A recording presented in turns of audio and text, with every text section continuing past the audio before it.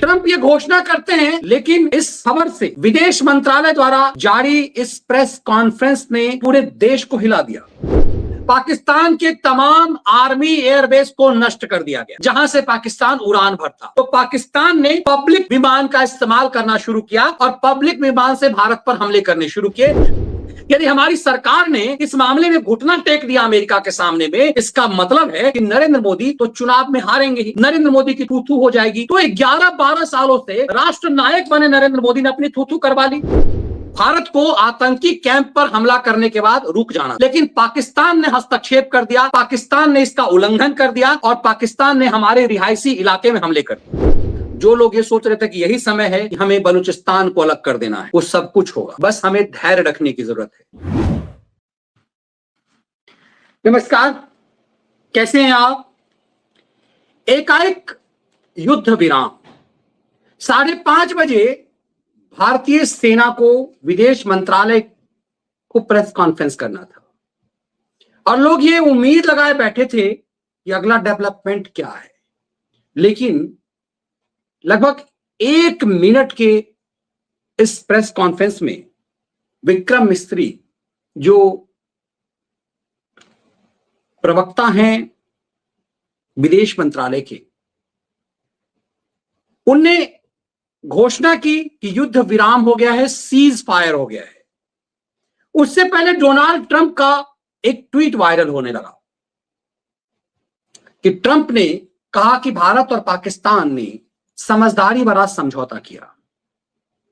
Trump ये घोषणा करते हैं, लेकिन इस खबर से विदेश मंत्रालय द्वारा जारी इस प्रेस कॉन्फ्रेंस ने पूरे देश को हिला दिया। हर कोई चौंक गया। मैं खुद भी अचंभे में था, परेशान हो गया और हर किसी जिस किसी से भी बात हुई, सब इस झटके में कि आखिर एकाएक ये संघर्ष विराम क्यों हुआ, एकाएक ये सीज फायर क्यों हुआ। तो ठंडा होने के बाद धीरे धीरे इसका असर भी दिखने लगा। ये सीज फायर 48 घंटे का है और 12 तारीख को भारत और पाकिस्तान को आपस में यह तय करना है, बातचीत करना है कि आगे क्या होगा। लेकिन पाकिस्तान ने कभी सीज फायर तो माना ही नहीं, उसने तो हमेशा इसका उल्लंघन किया। तो क्या पाकिस्तान अब की बार सब मान जाएगा? तो एक तस्वीर लगातार बहुत कुछ कहने वाली है जो घूम रही है, प्लीज हेल्प मी। अब आप 2-3 दिनों की चीजों को समझिए कि आखिर प्रधानमंत्री मोदी ने यह समझौता क्यों किया होगा, इस बात को क्यों मान लिया होगा, इसके पीछे की रणनीति क्या होगी। अधिकारियों को कहा गया कि आप प्रेस को सीधे जाकर के बस इतना बता दीजिए कि ये सीज फायर हो गया है, संघर्ष विराम हो गया है। लेकिन ये संघर्ष विराम 48 घंटे का है। भारत के विदेश मंत्री ने यह साफ साफ संकेत दे दिया है कि टेररिज्म पे कोई समझौता नहीं, सिंधु जल संधि के मामले में कोई समझौता नहीं हो सकता। भारत ने जो फैसला कर लिया वो कर लिया। दरअसल ये माना जा रहा है कि यह फैसला पाकिस्तान के इस प्रेशर में हुआ कि पाकिस्तान जिस ढंग से कंगला हो गया, पाकिस्तान ने इस बात को माना कि हमारे पास कुछ भी नहीं है और पाकिस्तान को जिस तरह से अंतरराष्ट्रीय बैंक से मदद दी गई और बिना अमेरिकी सहमति से नहीं। तो क्या यह सब कुछ एकाएक हुआ या पिछले 48 घंटे के प्रेशर से हुआ? क्या यह सब कुछ यूं ही हो रहा था? परसों रात में लगातार जिस ढंग से भारत ने पाकिस्तान पर हमला किया, पाकिस्तान की पूरी रीढ़ टूट गई। हमने 2 दिन के अलग अलग विश्लेषण में देखा कि किस तरह से पाकिस्तान के संसद में पाकिस्तान का मजाक उड़ाया जा रहा है। पाकिस्तान के विदेश मंत्री जो लंदन में हैं, उनको अपमानित किया जा रहा है। उनका जो INB मिनिस्ट्री जो है, इंफॉर्मेशन ब्रॉडकास्टिंग मिनिस्टर जो है, उसको लंदन की सड़कों पे पाकिस्तानी लोग जो है जलील कर रहे हैं। पाकिस्तान की संसद में पाकिस्तान के प्रधानमंत्री की जलालत हो रही है। पाकिस्तान नस्ते नाबूद हो गया, लेकिन मरता क्या नहीं करता। पाकिस्तान ने कल एक से एक ऐसी गलती की जो भयावह है। पाकिस्तान ने अपने यात्री विमान से भारत पर कई हमले किए। ये भारतीय वायुसेना और भारतीय थल सेना के प्रेस कॉन्फ्रेंस में यह बताया गया कि कैसे पाकिस्तान ने छल किया, अपने यात्री विमान से भारत पर हथगोले दागे। अब यात्री विमान को यह माना गया कि यात्री विमान है, भारत यदि उस यात्री विमान पर हमला कर देता तो भारत को बैकफुट पे आना पड़ता, दुनिया में एक छवि दूसरे किस्म की बनती। अब जरा फैक्ट को समझिएगा। भारत पाकिस्तान हताश होकर के जब पाकिस्तान के सभी एयरबेस को नष्ट कर दिया गया कि पाकिस्तान कहीं से उड़ान नहीं भर सकता था, तो पाकिस्तान ने अपने यात्री विमान को इस्तेमाल किया। पाकिस्तान के जितने आर्मी एयरबेस थे, आर्मी एयरबेस को नस्ते-नाबूद कर दिया गया। बहुत गंभीरता समझिएगा, पाकिस्तान के तमाम आर्मी एयरबेस को नष्ट कर दिया गया जहां से पाकिस्तान उड़ान भरता। तो पाकिस्तान ने पब्लिक विमान का इस्तेमाल करना शुरू किया और पब्लिक विमान से भारत पर हमले करने शुरू किए। भारत के कई शहरों में हथगोले डाले गए। इससे यह हुआ कि भारत उस पब्लिक विमान पर हमला नहीं कर सकता था, क्योंकि पब्लिक विमान में यदि सही मायने में पब्लिक होगी तो इसका असर इंटरनेशनली भारत की बदनामी होगी। और पब्लिक विमान से भारत पर हमला करके पाकिस्तान ने छल करना शुरू किया। ऐसे कंडीशन में पाकिस्तान ने भारत के रिहायशी इलाकों में बड़े पैमाने पर क्षति पहुंचानी शुरू कर दी। हताशा में पाकिस्तान का यह प्रयास, आने वाले समय में यह लग रहा था कि हार की हताशा में पाकिस्तान इस तरह की हरकतें कर रहा है। ऐसे में मरता क्या न वाली स्थिति हो गई और दुनिया के देशों को लगा कि पाकिस्तान एक आतंकी देश है, आतंकवाद और पाकिस्तानी आर्मी में कोई फर्क नहीं है। इस लिहाज से अमेरिका को भी इसमें दखल देना पड़ा। फिर इस विश्लेषण को, क्योंकि मैंने देखा कि पूरे सोशल मीडिया पर राष्ट्रवादी भी एग्रेशन में आ गए हैं, राष्ट्रवादियों को भी लग रहा है कि हम तो बहुत कुटाई कर रहे थे, अभी तो हम पीटने की स्थिति में थे, तो हमने क्यों समझौता कर लिया। कई चीजों को बड़ी ठंडे दिमाग से सोचना पड़ेगा। आप जब अपने नौकर से भी मारपीट की स्थिति में उतर जाएंगे तो आप उसे 10 जूते मारेंगे तो वो भी आपके ऊपर थप्पड़ तो उठाएगा ही। जब तक भारत सर्जिकल स्ट्राइक कर रहा था, जब तक भारत ने उसके आतंकी कैंप पर हमला किया, भारत ने उसके आतंकी कैंप पर हमला करके उसके आतंकी कैंप को नेस्ते नाबूद कर दिया। उसके तब पाकिस्तान ने इशू क्या बनाया? पाकिस्तान ने इशू बनाया कि उसके मस्जिद को गिराया जा रहा है। उसने इसे इस्लामिक मुद्दा बना दिया और सऊदी अरेब समेत तमाम देशों को यह कहा कि भारत ने उसके मस्जिद को तबाह कर दिया है, जबकि वो मस्जिद नहीं था, वो आतंकवाद का सेंटर था, जैशे मोहम्मद का अड्डा था और जैशे मोहम्मद के अड्डे पर हमला किया गया। पाकिस्तान ने एक फेक नैरेटिव बनाया। ऐसे कंडीशन में पाकिस्तान के लिए युद्ध विराम जरूरी था, क्योंकि पाकिस्तान को लगा कि यदि युद्ध विराम नहीं हुआ तो हमें तबाह कर देगा भारत और हम बर्बाद हो जाएंगे। लेकिन एक बर्बाद होता देश हमें भी बर्बाद कर सकता था। युद्ध की स्थिति में ये चीजें हो सकती थी। तो क्या प्रधानमंत्री मोदी ने जो ये फैसला किया वो यूं ही किया होगा? इस फैसले से शुरुआती दौर पे प्रधानमंत्री गाली सुनने लगे। वैसे मोदी को पिछले 25 साल से गाली सुनने की आदत है, लेकिन अब की बात मोदी गाली सुन रहे हैं अपने समर्थकों से, अपने वोट बैंक से, जो उनके वोटर्स हैं उनसे भी गाली सुनने लगे। पिछले 4-5 घंटे में सोशल मीडिया पर नरेंद्र मोदी को उन्होंने भी गाली देनी शुरू कर दी जो उनके पक्के वाले समर्थक रहे, जो नरेंद्र मोदी पर भरोसा रखते रहे, नरेंद्र मोदी को उन्होंने भी गाली देनी शुरू कर दी। लेकिन मेरा दिमाग इस बात पर ठनका जब हमने देखा कि भारत द्रोही, जो घोषित भारत द्रोही हैं, जो पाकिस्तान के से पैसे लेकर के कश्मीर में जाकर के एक वीडियो बना रहे थे, वो भारत द्रोही जो पाकिस्तान के हित में विश्लेषण कर रहे थे, वो भारत द्रोही जो तुर्की से पैसे ला करके भारत के खिलाफ साजिश रच रहे थे, वो तमाम भारत द्रोही, वो तमाम खालियर खैरातियों का गैंग जिसने मजाक उड़ाना शुरू कर दिया भारत का, तब मेरा दिमाग लगा कि कुछ ना कुछ तो बात होगी। वो लोग जो अभी आधे घंटे पहले तक कह रहे थे कि युद्ध रुकना चाहिए, युद्ध समाधान नहीं है, वो लोग जो अभी कुछ घंटे पहले तक ये कह रहे थे कि जिनके बच्चे युद्ध में मारे जाते हैं वो इस पीड़ा को समझ सकते हैं, वो लोग जो ये मान रहे थे कि युद्ध गलत चीज है और युद्ध से हमारी तबाही होगी, वो लोग एकाएक कहने लगे कि युद्ध क्यों रोका जा रहा है। तब लगा कि फिर खेल क्या है। तो समझना पड़ेगा कि क्या नरेंद्र मोदी, जिसने पिछले 11 सालों में अपनी छवि एक नायक की बनाई है, वो नरेंद्र मोदी जो अल्पमत में होकर के भी जो सहयोगी दलों के सहयोग से वक्फ बिल ला सकता है, वो नरेंद्र मोदी जो हर वो फैसला करवा सकता है विपक्ष अपने सहयोगियों से, जो सिर्फ और सिर्फ बीजेपी का एजेंडा था, वो नरेंद्र मोदी कैसे घुटने के बल आ जाएगा? यदि हमारी सरकार ने इस मामले में घुटना टेक दिया अमेरिका के सामने में, इसका मतलब है कि नरेंद्र मोदी तो चुनाव में हारेंगे ही, नरेंद्र मोदी की थू थू हो जाएगी। तो 11-12 सालों से राष्ट्र नायक बने नरेंद्र मोदी ने अपनी थू थू करवा ली। पिछले 25 साल से जिस मोदी की छवि एक राष्ट्र नायक की बन गई है, मोदी से के दूर दूर तक कहीं कुछ नहीं है। क्या ये मोदी घुटने के बल आकर के अपनी छवि नेस्ते नाबूद करवा लिया? क्या अपने आप को बर्बाद कर लिया? क्या मोदी के लिए आसान नहीं था कि देश की जनता जो चाहती है, जो मोदी विरोधी चाह रहे हैं, जो मोदी समर्थक चाह रहे हैं, वही मोदी करते? यदि मोदी इस मामले में अमेरिका से जिद पर अड़ जाते कि नहीं नहीं, हम तो युद्ध करेंगे ही, तुम्हारी बात हम नहीं मानेंगे, यदि मोदी पाकिस्तान की ठुकाई करते रहते, तो क्या भारत द्रोही खुश रहते? फिर भारत द्रोही क्या करते? ऐसे कंडीशन में जब युद्ध दो तरफा होता तो वो हमारी छवि क्षति भी करता, हमारे रिहायशी इलाके में वो बम्बार्डिंग करना शुरू कर देता। और पाकिस्तान ने शुरू कर दिया था, जम्मू समेत पंजाब के कई रिहायशी इलाकों में उसने बम्बार्डिंग शुरू कर दी थी।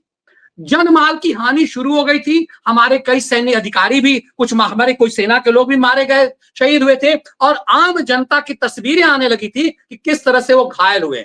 कुछ तस्वीरें ऐसे आने लगी थी। अब कल्पना कीजिए कि जब वो तस्वीरें आती आम पब्लिक के मारे जाने से, तो फिर भारत द्रोही क्या करते? भारत द्रोही ये छवि बनाते कि ये मोदी अपनी जिद में भारत को बर्बाद कर रहा है, ये मोदी भारत के अर्थतंत्र को चौपट कर रहा है, ये आम आदमी को मरवा रहा है, ये मांस मस्कर है, ये नरसंहारी है, जो इंडिया टुडे और अब अलग अलग उस समय के मैगजीन में, तहलका जैसे मैगजीनों में जो सोनिया के चेलों ने छापे थे मास मर्डरर, वो मास मर्डरर करके मोदी को खलनायक बनाया जाता।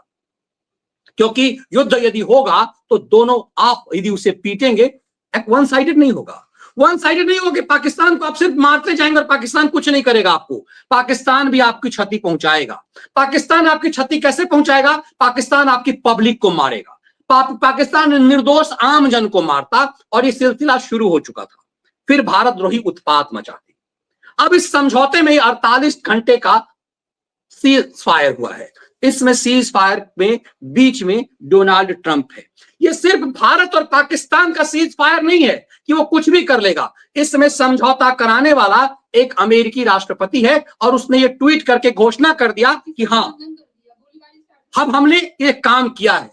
लेकिन पाकिस्तान लगातार सीज फायर करेगा और लगातार वो कर रहा है।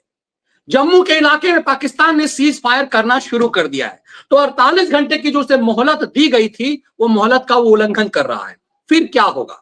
यदि वो सीज फायर करेगा तो आज के डेट में आप समाज में रह रहे हैं, ये मेरा व्यक्तिगत मानना है कि समाज, जिस समाज में आप रह रहे हैं, उस समाज की बात माननी होगी। इस कंडीशन में इसके पीछे क्या कुछ हुआ होगा? यदि भारत पाकिस्तान इस रूप में लड़ता और अमेरिका की बात भारत नहीं मानता, अंतरराष्ट्रीय बातें भारत नहीं मानता, तो चीन इसमें दादागिरी करने आता। चीन दादागिरी करने आता तो हमारा वो पाकिस्तान से बड़ा एक तरह का दुश्मन है, उसका हस्तक्षेप होता। अमेरिका ने उस हस्तक्षेप को भी रोक दिया, पाकिस्तान को भिखमंगी का पैसा दिया, और उसके बाद जो कर्जदार, कर्जखोर जो होता है, आपका जब कर्जखोर होता है, आप उस कर्जखोर की बात मानने के लिए विवश होते हैं। जो आपका कर्ज लिए होता है वो कहता है कि भैया 2 पैसा और दे दो, अभी बीमार पड़ा, बेटा बीमार पड़ा है, वापस कर देंगे। फिर वो कर्जखोर आएगा, अरे बेटा का एग्जाम है, उसके लिए दे दो, बस हम 15 दिन में वापस करेंगे। आपका चूंकि बड़ा पैसा लिया हुआ है वो, तो आप कर्जखोर के दबाव में कई बार आते हैं। पाकिस्तान एक कर्जखोर देश है जो कर्ज खा खा करके तबाह हुआ है। इस प्रकरण में पाकिस्तान इंटरनेशनली नंगा हो चुका हुआ है। ये पहली बार हुआ है कि भारत ने साबित कर दिया कि पाकिस्तान एक आतंकवादी देश है। ये पहली बार हुआ है कि जो अमेरिका का जो पत्रकार है, उसको जो मारा था पाकिस्तानी आतंकी ने, उस आतंकी की भी भारतीय सेना ने उसको भी निपटा दिया। 9 आतंकी कैंप पर भारत ने हमला करके पाकिस्तान के आतंकवाद की दरअसल रीढ़ तोड़ दी है। तो पहला काम ये हो चुका था, रीढ़ तोड़ चुका हुआ था। अब भारत ने ये भारत को आतंकी कैंप पर हमला करने के बाद रुक जाना था, लेकिन पाकिस्तान ने हस्तक्षेप कर दिया, पाकिस्तान ने इसका उल्लंघन कर दिया, और पाकिस्तान ने हमारे रिहायशी इलाके में हमले कर दिए। भारत ने युद्ध की पहल नहीं की थी, भारत का उद्देश्य सिर्फ था कि आतंकवादी अड्डे को हम मार रहे हैं। भारत ने युद्ध की बात नहीं की थी। भारत ने क्या कहा था? हमने पाकिस्तान की आर्मी को नहीं मारा है, हमने पाकिस्तान की आम जनता को नहीं मारा है, हमने सिर्फ आतंकवादियों को मारा है। लेकिन आपाक होते हुए पाकिस्तान ने जम्मू इलाके में, पूंछ इलाके में कुछ जगहों पे हमला कर दिया, और उस हमला करने की वजह ये हुआ कि भारत को प्रहार करना पड़ा, और फिर भारत ने ठुकाई करनी शुरू की, अंदर तक मारा, लाहौर, कराची, रावलपिंडी, किसी जगह को नहीं छोड़ा। इतनी तेजी में भारत ने ठुकाई की कि भारतीय इंडियन आर्मी ने अपनी ताकत दिखा दिया, और ये पूरे चीजों को दिखा दिया। अब जरा चीजों को समझिए। हाल के दिनों में भारत सबसे तेजी से विकसित राष्ट्र बना है। आज हमारे पास एक्सप्रेस वे ऐसे हैं कि उन एक्सप्रेस वे पे हमारी फाइटर विमान उतर सकते हैं। पाकिस्तान भिखमंगा है, पाकिस्तान के पास कुछ भी नहीं है। जीएसटी कलेक्शन से लेकर हमारा अर्थतंत्र हमारा मजबूत हुआ है। हम दुनिया की चौथी आर्थिक शक्ति बन चुके हुए हैं। इस युद्ध के बाद हमारी आर्थिक स्थिति कमजोर होगी, तो निश्चित रूप से समझना पड़ेगा कि मोदी ने क्या किया है। और हम सबको इस बात का भरोसा कम से कम है कि इस देश में एक नेता तो कम से कम ऐसा है जिस पर हम आंख मूंद कर भरोसा कर सकते हैं कि वो व्यक्तिगत स्वार्थ में कुछ भी नहीं करेगा। वो एकमात्र नेता माना जा सकता है कि जिसके ऊपर आप ये भरोसा कर सकते हैं, क्योंकि उसने भरोसा इस देश को पिछले 20 साल में दिया है कि वो देश के खिलाफ कोई फैसला नहीं कर सकता। तो क्या 48 घंटे जो पाकिस्तान को दिए हैं, पाकिस्तान अपने कैरेक्टर के हिसाब से, सांप है वो, सांप अपना चरित्र नहीं छोड़ेगा, बिच्छू अपना चरित्र नहीं छोड़ेगा। मोदी को पता है कि ये सांप क्या करेगा। मोदी को पता है, भारत को पता है कि पाकिस्तान बिच्छू है, पाकिस्तान डंक मारेगा ही। लेकिन एक बार और मौका, क्योंकि मोदी ठंडा करके खाते हैं, पाकिस्तान को एक बार और अवसर। मोदी ने अवसर तो सबको दिया, मोदी ने तो अवसर सुप्रीम कोर्ट तक को दिया। आज देखिए इस देश की सुप्रीम अदालत ने क्या कुछ किया। हमने 2 दिन पहले समझाया, यदि आप ताकतवर होंगे तभी सामने वाले आपके सामने घुटने के बल आएगा। भारत का अर्थतंत्र में मजबूत होना, यही वजह है कि दुनिया आज हमारी बात मान रहा है। इस युद्ध में फंसने से तय सी बात है कि हमारा अर्थतंत्र कमजोर होगा, लेकिन यदि हम विवश किए जाएंगे तो हम युद्ध में फंसेंगे। यदि पाकिस्तान बार बार ये गलती करेगा तो वो युद्ध में फंसेगा ही। लेकिन अब यदि वो गलती करेगा तो ये दुनिया को दिखाने के लिए हो जाएगा भारत के पास कि वो बार बार सीज फायर का उल्लंघन कर रहा है। इसीलिए भारत ने उसे 48 घंटे का समय दिया, और 48 घंटे का समय यह घोषित समय है कि 12 तारीख को दोनों देशों के बीच विदेश मंत्रालय की बात होगी। प्रधानमंत्री स्वयं इसमें नहीं होंगे, और उस 48 घंटे में यह सीज फायर का यदि उल्लंघन करता है तो वो फैक्ट दुनिया को दिखाया जाएगा। उसके बाद पाकिस्तान की कुटाई सिर्फ भारत नहीं करेगा, अंतरराष्ट्रीय स्तर पे भी होगा। और इसीलिए जो लोग ये सोच रहे थे कि यही समय है कि हमें बलूचिस्तान को अलग कर देना है, वो सब कुछ होगा। बस हमें धैर्य रखने की जरूरत है। और मुझे लगता है कि एक मौका पाकिस्तान को भी जो मिला है, भले ही अमेरिका के प्रेशर में मिला है, वो दिया जाना चाहिए था। लेकिन पाकिस्तान बिच्छू है, वो डंक मारेगा, और डंक मारेगा उसके बाद उसका इलाज कुचल करके ही होगा। तो पाकिस्तान का इलाज पाकिस्तान को कुचल करके ही हो सकता है। लेकिन समझदारी, थोड़ा सा धैर्य के साथ हम सबको धैर्य के साथ समझना पड़ेगा। इसीलिए मुझे ये वीडियो विश्लेषण करने आना पड़ा है कि हम सबको थोड़ा धैर्य रखना है। धैर्य इसलिए क्योंकि आपको नजर देखना होगा कि ये भारत द्रोही क्या चाह रहे हैं, ये भारत द्रोही क्या कर रहे हैं। शुरुआती निराशा, मुझे लग रहा है कि सरकार के इस फैसले पर इस देश की 80% लोगों को शुरुआती निराशा हुई है। लेकिन आपके निराशा में अलग अलग है। यदि आप राष्ट्रवादी हैं तो आपको लगता है कि अरे पीटना चाहिए था। जो भारत द्रोही हैं उन्हें लग रहा है कि देश हार गया, इसमें हमें आनंद है। तो दोनों फैसले, निराश दोनों हैं। एक बात से दोनों लग रहा है, भारत द्रोही भी इस फैसले से खुश नहीं है और भारत समर्थक भी इस फैसले से खुश नहीं है। लेकिन भारत समर्थक को लगता है कि हम उसको अंदर तक कूट सकते थे, लेकिन भारत द्रोही को लगता है कि इसमें भारत हार गया है। उनका आनंद इसमें है कि भारत बैकफुट पे आ गया है। सच इससे अलहदा है। सच ये है कि भारत आगे बढ़ करके समझौता पे इस बात को लेकर आया कि 48 घंटे का हम समय देते हैं, उसके बाद पाकिस्तान का इलाज होगा। और सबसे महत्वपूर्ण बात कि समझौता का मतलब ये नहीं कि हमारा उसका बेटी रोटी का रिश्ता हो जाएगा। हम एक टेबल पर बात करेंगे, ऐसा नहीं होगा। सिंधु जल संधि नहीं होगी तो नहीं होगी। आतंकवाद पर जीरो टॉलरेंस होगा तो जीरो टॉलरेंस होगा। पाकिस्तान को आतंकवाद खत्म करना पड़ेगा, क्योंकि इस्लामिक टेररिज्म की बात दुनिया में सिर्फ अमेरिका और फ्रांस कर रहा है। भारत के प्रधानमंत्री ने भी इस्लामिक टेररिज्म की बात नहीं करी है, क्योंकि एक बहुत बड़ा वर्ग यहां पर है। तो इसीलिए इस बात को समझने की जरूरत है कि हम अभी चौथी आर्थिक महाशक्ति बन गए हैं, हम तीसरी आर्थिक महाशक्ति की तरफ बढ़ रहे हैं। 5 ट्रिलियन के तक तरफ हमारा जो है वो हमारा कदम बढ़ रहा है। ऐसे में क्या ये युद्ध विराम इसलिए भी जरूरी था? पाकिस्तान घुटने के बल आता है कि नहीं, यह देखना दिलचस्प है। लेकिन इस युद्ध ने इतना जरूर बता दिया कि पाकिस्तान बर्बाद, तबाह, भिखमंगा और विचलित देश हो चुका हुआ है। इस युद्ध ने पाकिस्तान की स्थिति को दुनिया को बता दिया कि पाकिस्तान की स्थिति किस कदर बद से बदतर हो गई है। तो अभी देखिए कि क्या कुछ होता है। घुटने के बल एक भिखमंगे देश ने 2 सिक्के पाने के लिए समझौते किए हैं। अब उस समझौते के बाद की स्थिति क्या है, कई बार थोड़ा सा समय लेकर समझने की जरूरत होती है। अभी वही समय है कि हम सब थोड़ा समय लेकर इसे समझने की कोशिश करें।